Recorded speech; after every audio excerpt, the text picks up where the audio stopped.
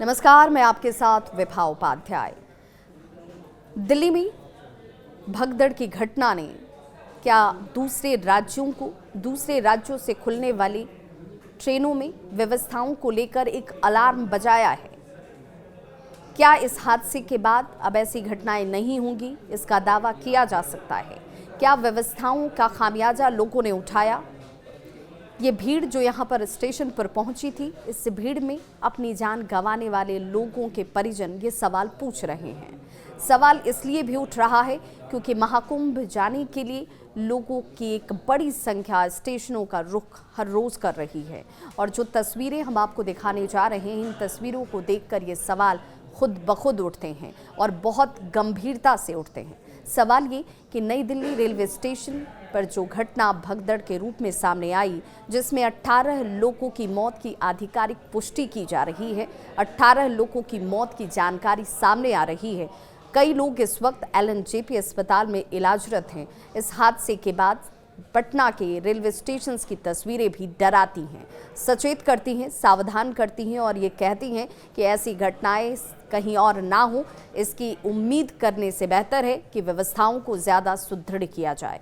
पटना की इन तस्वीरों को देखकर एक बार ही आपको भी डर लगेगा, क्योंकि जिस तरीके से यहाँ इंच भर भी जगह नजर नहीं आ रही, लोग आपाधापी करके ट्रेनों में सवार होना चाहते हैं और सभी की ज़बान पर एक ही बात है कि महाकुंभ जाना है। 144 साल के बाद ये संयोग बना है और आस्था की डुबकी लगाना ज़रूरी है।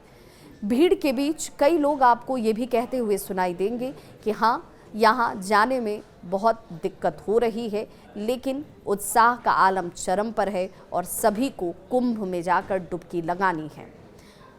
व्यवस्थाओं को सुनिश्चित करने वाले लोगों से ये सवाल ज़रूर पूछा जाना चाहिए कि क्या सचमुच मुकम्मल व्यवस्थाओं के बीच ऐसे हादसे हो रहे हैं, ऐसी घटनाएं हो रही हैं?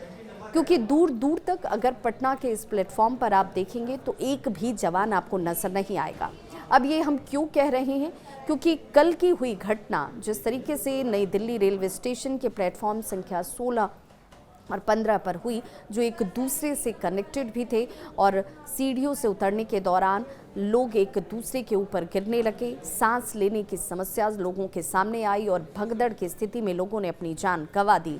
इसके साथ ही एक सवाल ज़रूर खड़ा हो गया कि इस घटना के बाद हमें सावधान होने की ज़रूरत है। जहां पर इतनी बड़ी संख्या में करोड़ों लोग आस्था की डुबकी लगाने के लिए संगम नगरी पहुंच रहे हों, वहां पर ये इंतज़ाम, लेकिन इन इंतज़ामों को बेहतर तरीके से, व्यवस्थित तरीके से लोगों की यात्रा को सुगम बनाने के लिए किया जाना, क्या ये पर्याप्त है? क्योंकि RPF की जो टीम रेलवे स्टेशन पर दिखनी चाहिए थी, वो दूर दूर तक नज़र नहीं आई।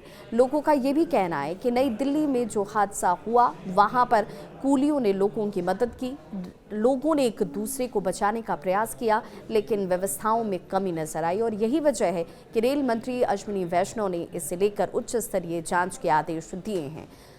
शोकाकुल परिवार के साथ संवेदना व्यक्त की जा रही है। प्रधानमंत्री नरेंद्र मोदी से लेकर राष्ट्रपति द्रौपदी मुर्मू तक सभी ने इस घटना पर दुख जाहिर करते हुए शोक संतप्त परिवार के लिए अपनी संवेदना व्यक्त की।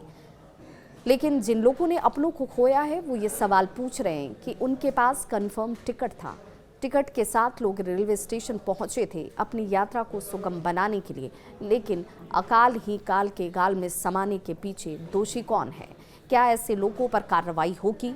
क्या ऐसी खामियां या गलतियां अगर निकलती हैं जो जांच में सामने आता है, उस परिस्थिति को बदला जाएगा? ये सवाल अपनों को खोने वाले लोग बार बार पूछ रहे हैं। ये सवाल पूछा इसलिए भी जा रहा है क्योंकि अचानक से ये भीड़ स्टेशन पर नहीं पहुंची होगी, और जब अचानक से ये भीड़ यहाँ नहीं पहुंची, इतनी बड़ी तादाद में लोगों का यहाँ जुटान हुआ, तो क्या इसे रोका नहीं जाना चाहिए था? क्या इन व्यवस्थाओं को बेहतर तरीके से नहीं हैंडल किया जाना चाहिए था? 18 लोगों की मौत के लिए जिम्मेदार कौन है? अब हालांकि ये बार बार कहा जा रहा है कि रेलवे स्टेशनों पर पुख्ता इंतज़ाम किए जा रहे हैं और वहाँ पर ये सुनिश्चित किया जा रहा है कि यात्रियों को ट्रेन में प्रवेश करने के लिए या ट्रेन से उतरने के लिए किसी तरह की दिक्कत ना हो। लेकिन बड़े स्टेशनों पर प्रशासन के अलर्टनेस की तस्वीरें तो दिख जाती हैं, लेकिन जिन छोटे छोटे स्टेशनों पर बड़ी बड़ी तादादों में श्रद्धालुओं का जुटान है, जो जाना चाहते हैं महाकुंभ, उन लोगों के लिए क्या व्यवस्थाएं उतनी ही सुदृढ़ हैं? नई दिल्ली रेलवे स्टेशन देश की राजधानी और यहाँ का ये स्टेशन, यहाँ पर अगर भगदड़ की स्थिति बनती है, 18 लोग अपनी जान गंवा देते हैं, तो बड़े स्टेशनों को लेकर ये सवाल उठने और ज़्यादा गंभीर हो जाते हैं।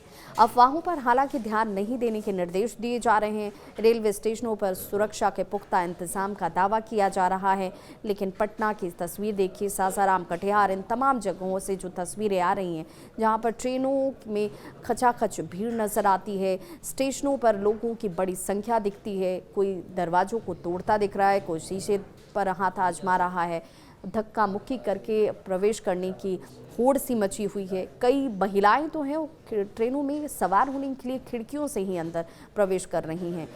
कभी भी यह हादसा हो सकता है। घटनाएं दुर्भाग्यपूर्ण होती हैं और बताकर नहीं आती, लेकिन सुरक्षा के इंतजाम पहले होने चाहिए। जहां तादाद लोगों की लाखों में हो और आस्था की डुबकी लगाने के लिए लोग बड़ी संख्या में प्रयागराज जाने के इच्छुक हों।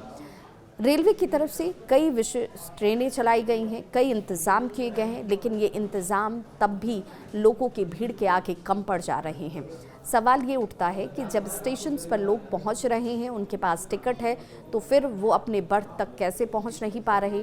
अगर इतनी तादाद में लोगों के यहाँ पर जुटान है, तो सुरक्षा के लिहाज से क्या उतनी बड़ी संख्या में पुलिस कर्मियों की मौजूदगी नहीं है? ये देखेगा कौन, ये सुनिश्चित कौन करेगा? और क्या अब हम ये मानकर चलें कि इस हादसे के बाद दूसरी कोई घटना नहीं होगी? हर स्टेशन पर सुरक्षा के पुख्ता इंतजाम होंगे। इंतज़ार कीजिए अश्विनी वैष्णव के उस रिपोर्ट का, जो इस पूरे जांच टीम की तरफ से रखे जाएंगे, और क्या कुछ आमूल-चूल परिवर्तन होता है ये भी देखना होगा। लेकिन जिन लोगों ने अपनी जान गंवाई है, उनके प्रति संवेदना न्यूज़ 18 भी व्यक्त करता है। आप भी सावधान रहें, सचेत रहें, मंगलमय यात्रा, सुखमय यात्रा करें।